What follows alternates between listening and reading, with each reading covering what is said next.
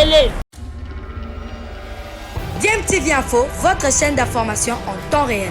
La politique, la santé, le sport, les faits de société, la musique, les rumeurs et bien plus encore. Vous découvrirez cela dans notre chaîne DMTV Info.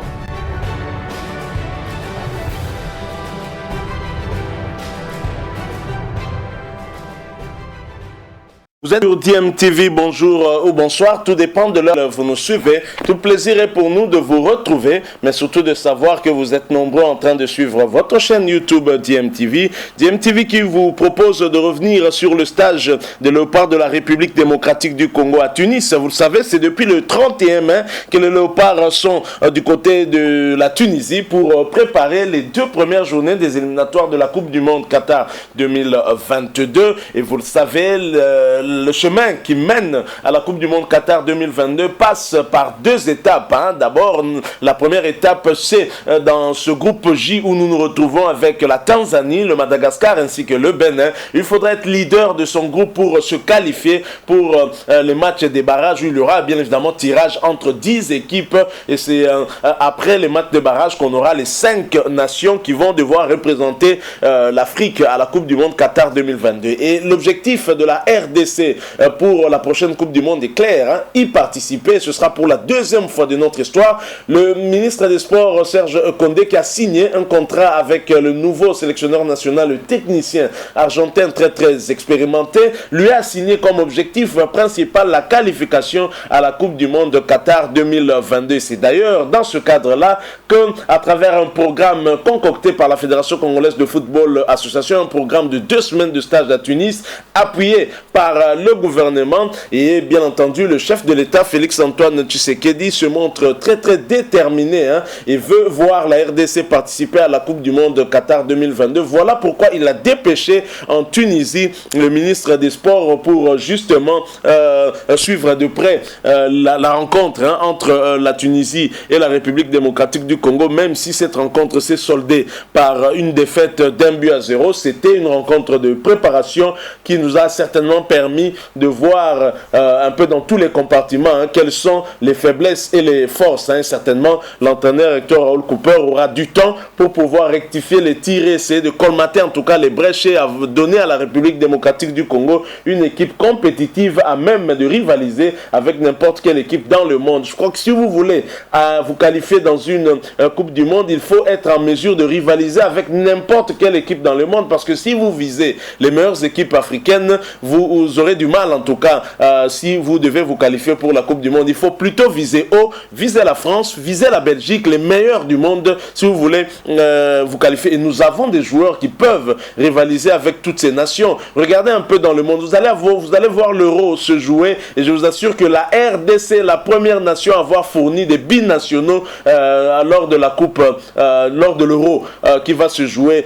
d'ici quelques jours. Donc en Belgique, en France, en Suisse, il y a des Congolais et donc c'est dire que le potentiel est là. C'est à nous de capitaliser tout cela à bon escient. Je vous propose de suivre l'adresse du ministre qui a retrouvé les léopards avant cette rencontre contre la Tunisie. Il leur a parlé, il leur a donné le message du chef de l'État Félix-Antoine Tshisekedi, un message d'encouragement. Ce n'est pas, on ne voit pas ce genre de discours, on n'entend pas ce genre de discours, on ne voit pas ce genre de déplacement depuis bien longtemps. Trop souvent c'est lorsqu'il y a une compétition officielle, mais là c'est dans le cadre d'un match de préparation que le ministre des Sports est allé avec un message clair du chef de l'État Félix-Antoine Tshisekedi. Je propose de l'écouter, ensuite nous allons nous retrouver pour conclure ce sujet. Je rappelle que vous êtes toujours en train de suivre votre chaîne YouTube DMTV. Vous n'êtes pas encore abonné, vous êtes nouveau ici, s'il vous plaît n'hésitez pas, abonnez-vous à votre chaîne DMTV et n'oubliez pas d'activer la notification. Il vous suffit de cliquer sur cette petite cloche que vous verrez apparaître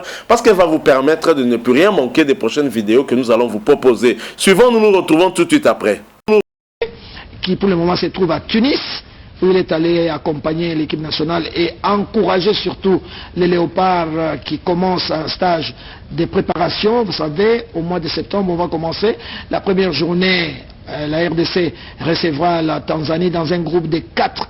Il n'y a que la seule équipe première qui sera qualifiée pour les matchs de barrage. Donc il faut conjuguer tous les efforts possibles. Et je vous propose de regarder les images sur le court séjour du ministre Condé à Tunis. Stage de préparation en prévision des éliminatoires de la Coupe du Monde Qatar 2022, les léopards de la RDC sont rejoints par le ministre des Sports et Loisirs, Serge Condé Chembo, et président de la Fédération Congolaise de Football Association, Constant-Marie Sélémani. Le samedi 5 juin dernier, jour du premier match amical contre les Aigles du Carthage de la Tunisie, match soldé par 1-0 en faveur des Tunisiens. Match test pour Hector Cooper, nouveau sélectionneur de la RDC. Aussitôt arrivé à l'hôtel des Léopards à Tunis, pas de temps à perdre. Le ministre des Sports et Loisirs a personnellement tenu à s'enquérir de l'état de forme de chaque joueur avec un petit message direct à chacun. Question pour lui de le mettre en confiance. Quoique ayant trouvé les uns à table et d'autres en pleine digestion. Il y en a qui mangent encore, bon appétit. Qui ont déjà fini, bonne digestion. À Tunis, le patron du sport, Serge Condé, est également porteur du message de Félix Antoine Tshisekedi, président de la République démocratique du Congo, à sa sélection. Le président de la République m'a demandé personnellement de venir vous encourager, vous dire qu'il est avec vous, au nom de tout le peuple congolais et au nom du gouvernement, ensemble avec le Premier ministre. Raison pour laquelle moi je suis arrivé en tant que ministre des Sports et Loisirs, assister à votre stage. Donc nous sommes là pour vous accompagner. Sachez que le peuple congolais tout entier compte sur vous. Parce que l'équipe nationale de la RDC, c'est ça leur vie, c'est ça leur rêve. Si vous êtes ici, sachez déjà que vous êtes venus apporter au Congo la qualification à la Coupe du Monde. Et le gouvernement sera là pour vous accompagner. Notons par ailleurs que depuis la signature d'Hector Raoul Cooper, cette rencontre à Tunis entre le gouvernement congolais, la Fédération Congolaise de Football Association et les Léopards de la RDC est une première qui marque officiellement un nouveau départ pour le nouveau défi. Voilà, nous sommes de retour. Vous venez de suivre là le ministre des Sports, Serge Condé, le ministre qui a signé le contrat avec le technicien argentin très expérimenté. C'était le 30 mai dernier, 24 heures avant le déplacement justement de la première délégation de Léopard quittant Kinshasa. À la tête, le technicien très expérimenté de l'Argentine, Hector Raoul Cooper, qui a la direction de l'équipe nationale de la République démocratique du Congo depuis le 30 mai, de manière officielle bien entendu, et le ministre Serge Condé a accompagné l'équipe nationale en Tunisie, en tout cas les a rejoints pour pouvoir assister lui-même au travail qui est en train d'être abattu. Nous avons bon espoir que nous pourrons nous qualifier pour la Coupe du Monde Qatar 2022 si et seulement si tout le monde arrivait à mettre du sien. Et le chef de l'État ainsi que le gouvernement restent déterminés à accompagner cette équipe nationale jusqu'à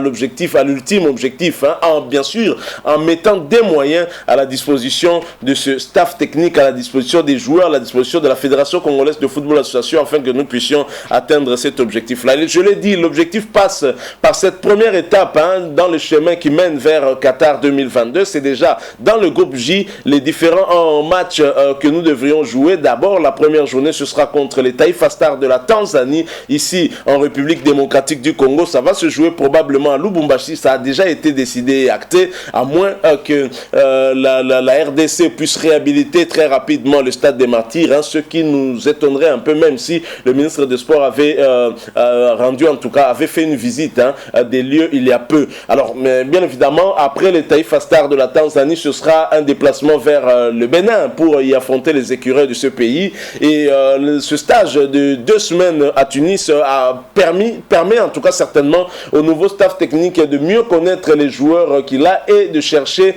à renforcer cet effectif par d'autres joueurs à convaincre ou d'autres qui doivent être récupérés, tels que Elia Meshak, des joueurs comme Jackson Mouleka ou encore Silas Wamangituka, dont le dossier pourrait aussi être suivi par la Fédération Congolaise de Football Association. D'ailleurs, nous y reviendrons dans un autre sujet sur ce joueur important aussi qui peut venir renforcer renforcer l'équipe. Il y a Yannick Bolazi, Yannick Kebano qui peuvent aussi revenir. Chancel Mbemba, évidemment, qui était aussi absent. Donc voilà, le ministre Serge Condé présent à Tunis, c'est pour justement montrer aux joueurs la détermination du gouvernement à les accompagner jusqu'à cet objectif qui est la qualification vers la Coupe du Monde Qatar 2022. Ce stage qui devait avoir au départ 30 joueurs a maintenant 27 joueurs. Yannick Bangala, vous le savez, a été victime d'un cambriolage. Il n'a donc pas fait le déplacement de Tunis. Gaël Kakuta, qui a participé à cette première rencontre face à la Tunisie et qui est sorti avant la fin